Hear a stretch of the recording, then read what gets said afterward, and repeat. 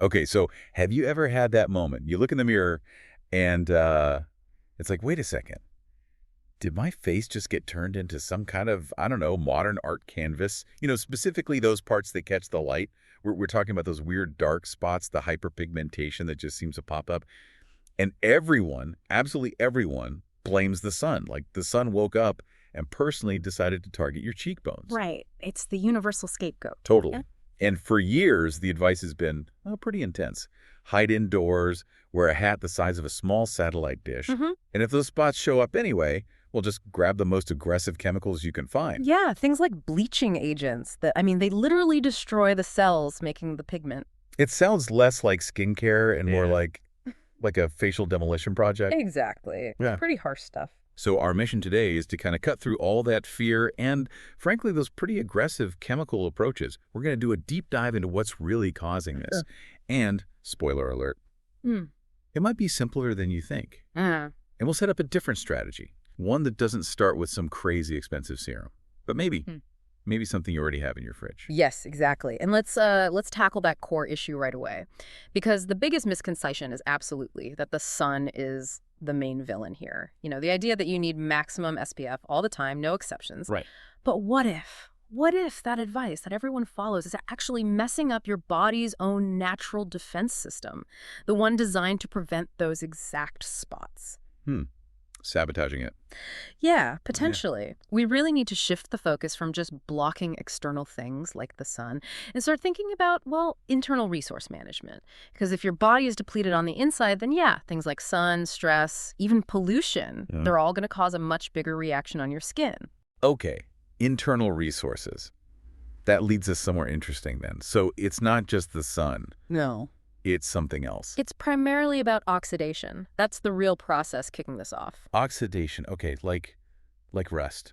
Sort of. Let's use a really simple analogy. Everyone gets this one. Okay, hit me. Imagine your skin is like a fresh apple. You cut it in half, right? Yep. You leave one half just sitting there on the counter open to the air. What happens? It goes brown. Classic. Right. That's oxidation happening right there. But the other half, let's say you squeeze a little lemon juice on it. Ah, the old trick.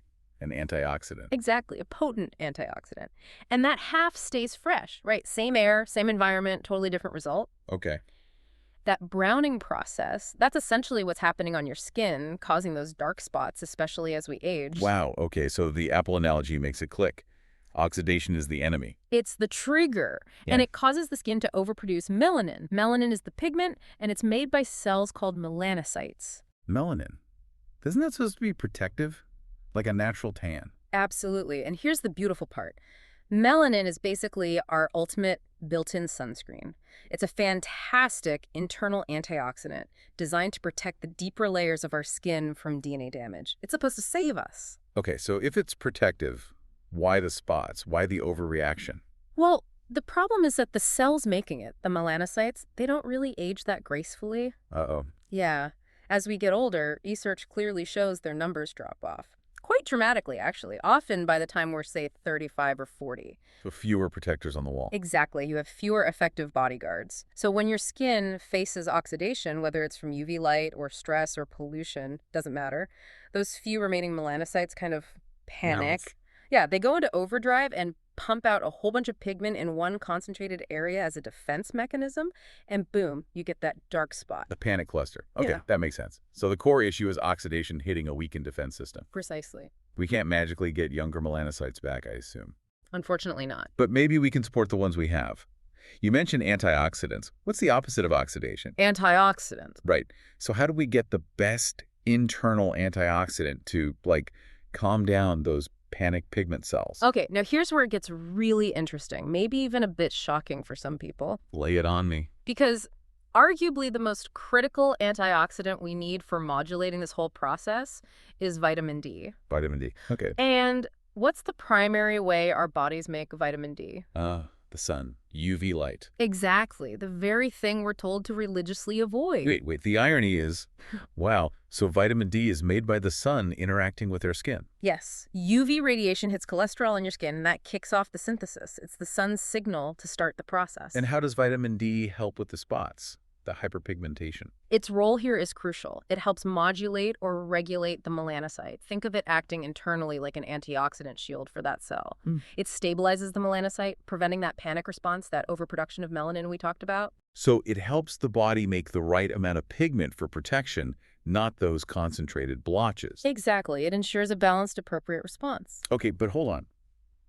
If this is true, that vitamin D actually prevents overpigmentation, then the constant use of sunblock and this whole culture of hiding from the sun, we're basically shutting down our own internal defense system. That's the implication, yeah. We're stopping our bodies from making the very thing that protects us from the spots we're trying to avoid by blocking the sun. You've got it. Chronic sun avoidance, especially if you're using full-spectrum sunblockers every single day, it pretty much guarantees low vitamin D levels. And that leaves the skin much more vulnerable to the oxidation that just happens from, well, living life. Okay, now we absolutely have to talk about the numbers, because this is where I feel like conventional advice just falls apart. We've all seen the official recommendations, right? Yeah. The RDA for vitamin D is, whatever, like 600 IUs? Around that, yeah. It's incredibly low. It sounds official, but Yeah. 600 IUs, you're saying that's not enough for this kind of protection? Not even close. It's completely inadequate for any real protective or therapeutic effect. And that explains why studies using that low dose often get wishy-washy results, doesn't it? Absolutely. If you're testing a drug at 150th of the effective dose, you won't see much happen. Why did we even land on that 600 IU number? I have no idea why. That number basically exists just to prevent severe acute deficiency diseases. Think rickets in children. Rickets. Seriously? Yes, it's essentially the bare minimum required to stop your bones from dissolving. It's the don't die dose. Not the look good and feel good and function optimally dose. Definitely not. To get a real protective effect against oxidation, against hyperpigmentation, you need significantly more. We're talking therapeutic levels. Okay, therapeutic levels, how much more? And is there proof vitamin D really does regulate pigment like that? Great question. For proof, let's look at the exact opposite problem, vitiligo. Vitiligo, that's where you lose pigment, right? White patches. Exactly. The melanocytes are actually targeted and destroyed. Now, studies on vitiligo show that people can see significant improvement. By taking high therapeutic doses of vitamin D3, we're talking upwards of 20,000, even 30,000 IUs per day. 20 to 30,000 IUs daily. Daily. And the fact that it helps repigment skin in vitiligo proves vitamin D isn't just some passive background nutrient, it's actively communicating with and regulating those pigment cells. Okay, whoa. 20,000 IUs a day. That sounds like a number that would make most doctors raise their eyebrows.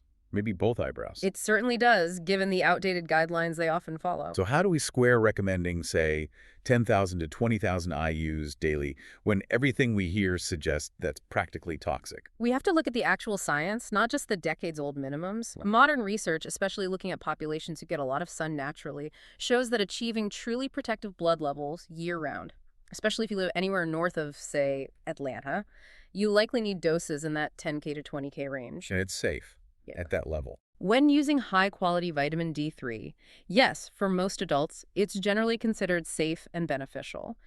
The therapeutic dose required for optimal function is just fundamentally different from the tiny dose needed to prevent rickets. Okay, so that's the long game. Step one, boost the vitamin D. Right, so the long-term strategy is really twofold. First, commit to getting your D3 levels up. That 10,000 to 20,000 IU daily range is a good target for many people. And second, you need to support your whole internal antioxidant network. Vitamin D doesn't work in a vacuum. What else do we need? You need good building blocks. High-quality protein, think fish, eggs, meat provides the amino acids. And you need essential trace minerals, things like zinc, copper, iodine. These are crucial cofactors for your antioxidant enzymes. You find those easily in things like shellfish and good quality sea salt. Got it. D3 plus the supporting crew. Protein and minerals. That's the internal rebuilding plan. That's a long game. But what about the spots that are already there? The ones currently staring back accusingly from the mirror? Yes, the immediate issue. Forget those super expensive acid-heavy peels that make you hide for weeks. You mentioned the fridge earlier. I did. We're not talking about some fancy French serum, are we? Not at all. We're going straight to the dairy aisle. Okay. Dairy aisle for my face. Yep. Our quick fix is so simple, it's almost, well, insulting to that multi-billion-dollar skincare industry. Don't keep me in suspense. It's plain, unsweetened, organic, ideally grass-fed Yogurt. Yogurt, just plain. Yes, plain yogurt. You apply it to your face, leave it on for maybe 5 minutes, then rinse it off. Easy to do a few times a week. Okay, I'm intrigued but skeptical. How does yogurt fix sunspots? It works beautifully with your skin's natural chemistry in two main ways. First, lactic acid. Ah, like in peels, but gentler. Much gentler. Yogurt naturally contains lactic acid, which is an alpha hydroxy acid, Right. AHA, but it's way less harsh than the pure acids used in chemical peels. It works by gently dissolving the sort of glue holding together those dead skin cells on the surface, the ones carrying that darkened, oxidized pigment. So it exfoliates the brown stuff away gradually without irritating the living skin underneath. Exactly. It's a safe, slow reveal. And the second mechanism, There's more. probiotics. By using a live, active yogurt, you're actually giving your skin's microbiome a boost. Like gut health, but for your face. Precisely. A healthy skin microbiome reduces inflammation, calms redness, and generally helps your skin function at its best. Wow. Okay, yogurt. Who knew?